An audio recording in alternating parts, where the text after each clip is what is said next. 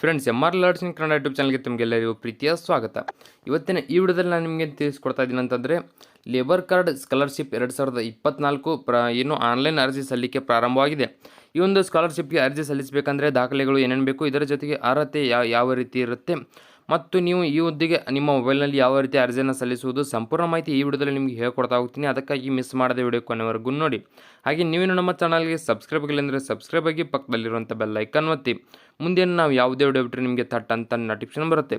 ಹಾಗೆ ಈ ಒಂದು ವಿಡಿಯೋ ನಿಮ್ಮ ಫ್ರೆಂಡ್ಸ್ಗಳಿಗೂ ಕೂಡ ಶೇರ್ ಮಾಡಿ, ಅವರಿಗೂ ಕೂಡ ತುಂಬ ಸಹಾಯವಾಗುತ್ತೆ. ಕರ್ನಾಟಕ ಕಾರ್ಮಿಕ ಕಲ್ಯಾಣ ಮಂಡಳಿಯ ವತಿಯಿಂದ ರಾಜ್ಯದಲ್ಲಿನ ಕಟ್ಟಡ ಕಾರ್ಮಿಕರ ಮಕ್ಕಳಿಗೆ ಶೈಕ್ಷಣಿಕವಾಗಿ ಆರ್ಥಿಕ ನೆರವು ನೀಡುತ್ತಿದೆ. ಕಟ್ಟಡ ನಿರ್ಮಾಣ ಕಾರ್ಮಿಕರ ಮಕ್ಕಳ ಶಿಕ್ಷಣಕ್ಕೆ ಸಹಾಯ ಮಾಡುವ ಉದ್ದೇಶದಿಂದ ಕರ್ನಾಟಕ ಕಾರ್ಮಿಕ ಕಲ್ಯಾಣ ಮಂಡಳಿ ಕಾರ್ಮಿಕ ಕಾರ್ಡ್ ವಿದ್ಯಾರ್ಥಿ ವೇತನ ಯೋಜನೆಯನ್ನು ಜಾರಿಗೆ ತಂದಿದೆ.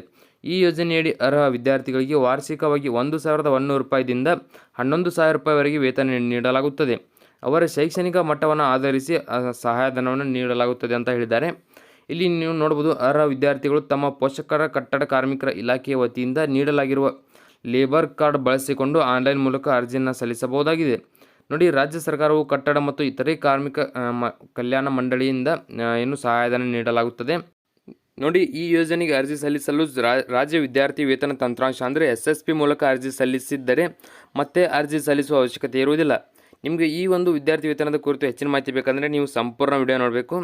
ಇಲ್ಲಿ ನೋಡಿ, eligibility for labour card scholarship ಅಂದರೆ ಈ ಒಂದು ಸ್ಕಾಲರ್ಶಿಪ್ಗೆ ಅರ್ಜಿ ಸಲ್ಲಿಸಲು ಅರ್ಹತೆ ಏನು ಬೇಕಂದರೆ, ಮೊದಲನೇ ಪಾಯಿಂಟ್ ನೋಡಿ, ವಿದ್ಯಾರ್ಥಿಯ ಪೋಷಕರು ಕರ್ನಾಟಕ ಕಾರ್ಮಿಕ ಕಲ್ಯಾಣ ಮಂಡಳಿಯಲ್ಲಿ ನೋಂದಾಯಿತ ನಿರ್ಮಾಣ ಕಾರ್ಮಿಕರಾಗಿರಬೇಕು.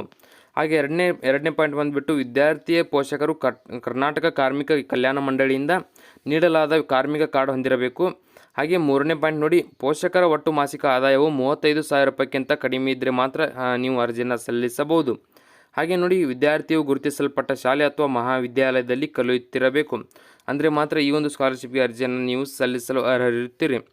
ನೋಡಿ, main documents required for labour card scholarship application ಅಂದರೆ ನೋಡಿ, ಮೊದಲಿಗೆ ಕಾರ್ಮಿಕ ಕಾರ್ಡ್ ಜೆರಾಕ್ಸ್ ಬೇಕಾಗುತ್ತೆ. ನಂತರ ಆದಾಯ ಪ್ರಮಾಣ ಪತ್ರ, ಇದರ ಜೊತೆಗೆ ನೀವು ಶಾಲೆ ಅಥವಾ ಮಹಾವಿದ್ಯಾಲಯದಿಂದ ಒಂದು ಶೈಕ್ಷಣಿಕ ದಾಖಲೆ ಅಂದರೆ ಸ್ಟಡಿ ಸರ್ಟಿಫಿಕೇಟ್ ಅಂತ ಏನಕ್ಕೆ ಇರುತ್ತೆ ಅದು ಬೇಕು. ನಂತರ ವಿದ್ಯಾರ್ಥಿಯ ಜನನ ಪ್ರಮಾಣ ಪತ್ರ ಬೇಕಾಗುತ್ತೆ. ಇದರ ನಂತರ ಪಾಸ್ಪೋರ್ಟ್ ಗಾತ್ರದ ಫೋಟೋ ಬೇಕಾಗುತ್ತೆ. ನೋಡಿ, ಈ ಒಂದು ಸ್ಕಾಲರ್ಶಿಪ್ಗೆ ಆನ್ಲೈನ್ ಮೂಲಕ ಅರ್ಜಿಯನ್ನು ಸಲ್ಲಿಸುವುದು ಹೇಗೆ ಅಂತ ಹೇಳ್ತೀನಿ. ನೋಡಿ, ವಿದ್ಯಾರ್ಥಿಗಳು ಆನ್ಲೈನ್ ಅಥವಾ ಆಫ್ಲೈನ್ ವೇತನಕ್ಕೆ ಅರ್ಜಿಯನ್ನು ನೀವು ಸಲ್ಲಿಸಬಹುದು. ಲೇಬರ್ ಕಾರ್ಡ್ ಮತ್ತು ಆಧಾರ್ ಕಾರ್ಡ್ ಕಡ್ಡಾಯವಾಗಿ ಲಿಂಕ್ ಆಗಿರಬೇಕು. ಆಗಿದ್ದರೆ ಮಾತ್ರ ರಾಜ್ಯ ವಿದ್ಯಾರ್ಥಿ ವೇತನ ತಂತ್ರಾಂಶ ಅಂದರೆ SSP ಮೂಲಕ ಲೇಬರ್ ಕಾರ್ಡ್ ವಿದ್ಯಾರ್ಥಿ ವೇತನ ನೇರವಾಗಿ ನಿಮ್ಮ ಬ್ಯಾಂಕ್ ಖಾತೆಗೆ ಜಮಾ ಆಗುತ್ತದೆ. ಇಲ್ಲಿ ನೀವು ನೋಡಬಹುದು, last date of labour card scholarship Karnataka 2024-25 2024-25ನೇ ಶೈಕ್ಷಣಿಕ ವರ್ಷಕ್ಕೆ ಕಾರ್ಮಿಕ ಕಾರ್ಡ್ ವಿದ್ಯಾರ್ಥಿ ವೇತನಕ್ಕೆ ಅರ್ಜಿ ಸಲ್ಲಿಸಲು ಕೊನೆಯ ದಿನಾಂಕ ನವೆಂಬರ್ 30, 2024 ಇರುತ್ತೆ. ಇದರ ಒಳಗಾಗಿ ನೀವು ಈ ಒಂದು ಸ್ಕಾಲರ್ಶಿಪ್ಗೆ ಅರ್ಜಿಯನ್ನು ಸಲ್ಲಿಸಬಹುದು. ನೋಡಿ, ಈ ಒಂದು ಸ್ಕಾಲರ್ಶಿಪ್ಗೆ ಅರ್ಜಿ ಸಲ್ಲಿಸುವುದು ಹೇಗೆ ಅಂತ ಹೇಳ್ತೀನಿ. ಮೊದಲಿಗೆ ಆನ್ಲೈನ್ ಮೂಲಕ ಹೇಗೆ ಸಲ್ಲಿಸುವುದು ಅಂತ ಹೇಳ್ತೀನಿ. ನೋಡಿ, SSP ಪೋರ್ಟಲ್ಗೆ ಭೇಟಿ ನೀಡಿ. ಅಂದರೆ ನೀವು SSP ಸ್ಕಾಲರ್ಶಿಪ್ ಏನಾಗ್ತೀರಾ ಆ ಒಂದು ವೆಬ್ಸೈಟ್ಗೆ ಭೇಟಿ ನೀಡಿ. ಅಂದರೆ ssp.postmatric.karnataka.gov.in ಅಂತ ಗೂಗಲ್ನಲ್ಲಿ ಸರ್ಚ್ ಮಾಡಿದ ನಂತರ ನಿಮಗೆ ಇಲ್ಲಿ ಹೊಸ ಖಾತೆಯನ್ನು ರಚಿಸಿ ಅಥವಾ ಲಾಗಿನ್ ಅಂತ ಕಾಣುತ್ತೆ. ನಿಮ್ಮ ಆಲ್ರೆಡಿ ಏನು ಖಾತೆ ಇದ್ದರೆ ನೀವು ಲಾಗಿನ್ ಅಂತ ಕ್ಲಿಕ್ ಮಾಡಿ, ಇಲ್ಲದಿದ್ದರೆ ಹೊಸ ಖಾತೆಯನ್ನು ರಚಿಸಿದ ನಂತರ ನಿಮಗೆ ಇಲ್ಲಿ ಏನು ನೋಂದಾಯಿಸಿ ಅಂತ ಕಾಣುತ್ತೆ. ಅದರ ಮೇಲೆ ಕ್ಲಿಕ್ ಮಾಡಿ. ಕ್ಲಿಕ್ ಮಾಡಿದ ನಂತರ ನಿಮಗೆ ಮೊಬೈಲ್ ನಂಬರ್ ಕೇಳುತ್ತೆ. ಮೊಬೈಲ್ ನಂಬರ್ ಹಾಕಿ OTP ಕೇಳುತ್ತೆ. OTPಯನ್ನು ಕರೆಕ್ಟಾಗಿ ಫಿಲ್ ಮಾಡಿದ ನಂತರ ಅಲ್ಲಿ ಅರ್ಜಿ ಸಲ್ಲಿಸಿ ಅಂತ ಇರುತ್ತೆ. ಅದರ ಮೇಲೆ ಕ್ಲಿಕ್ ಮಾಡ್ಕೊಳ್ಳಿ. ಕ್ಲಿಕ್ ಮಾಡಿದ ನಂತರ ಅಲ್ಲಿ ನಿಮಗೆ ಏನೇನು ಡಾಕ್ಯುಮೆಂಟ್ಸ್ಗಳನ್ನು ಕೇಳ್ತೋ ಅವುಗಳನ್ನು ಕರೆಕ್ಟಾಗಿ ಫಿಲ್ ಮಾಡಿದ ನಂತರ ಅಲ್ಲಿ ನಿಮ್ಮ ಏನು ಸಬ್ಮಿಟ್ ಅಂತ ಕಾಣುತ್ತೆ. ಅದರ ಮೇಲೆ ಕ್ಲಿಕ್ ಮಾಡಿ. ನಂತರ ಈ ಒಂದು ಸ್ಕಾಲರ್ಶಿಪ್ಗೆ ಆಫ್ಲೈನ್ ಮೂಲಕ ಅರ್ಜಿ ಸಲ್ಲಿಸುವುದು ಹೇಗೆ ಅಂತ ಹೇಳ್ತೀನಿ. ನೋಡಿ, ಆಫ್ಲೈನ್ ಅರ್ಜಿ ನಿಮ್ಮ ಹತ್ತಿರದ ಕಾರ್ಮಿಕ ಕಲ್ಯಾಣ ಮಂಡಳಿ ಕಚೇರಿಯಿಂದ ಅರ್ಜಿ ಫಾರ್ಮ್ ಪಡೆದುಕೊಂಡು ಅದನ್ನು ಭರ್ತಿ ಮಾಡಿ, ನಂತರ ಯಾವ್ಯಾವ ಡಾಕ್ಯುಮೆಂಟ್ಸ್ಗಳನ್ನು ಕೇಳಿರ್ತಾರೆ ಅವುಗಳಿಗೆ ಏನು ಸಲ್ಲಿಸಿ.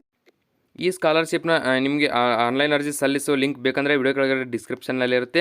ಹಾಗೆ ಈ ವಿಡಿಯೋದಲ್ಲಿ ನಿಮಗೆ ಏನಾದರೂ ಡೌಟ್ ಇದ್ದರೆ ಕಮೆಂಟ್ ಮಾಡಿ, ಮತ್ತು ನೀವು ನಮ್ಮ ಚಾನಲ್ಗೆ ಸಬ್ಸ್ಕ್ರೈಬ್ ಆಗಿಲ್ಲ ಸಬ್ಸ್ಕ್ರೈಬ್ ಆಗಿ ಪಕ್ಕದಲ್ಲಿರುವಂಥ ಬೆಲ್ ಐಕನ್ ಒತ್ತಿ. ಮುಂದಿನ ನಾವು ಯಾವುದೇ ವಿಡಿಯೋ ಬಿಟ್ಟರೆ ನಿಮಗೆ ತಟ್ಟಂತ ನೋಟಿಫಿಕೇಶನ್ ಬರುತ್ತೆ.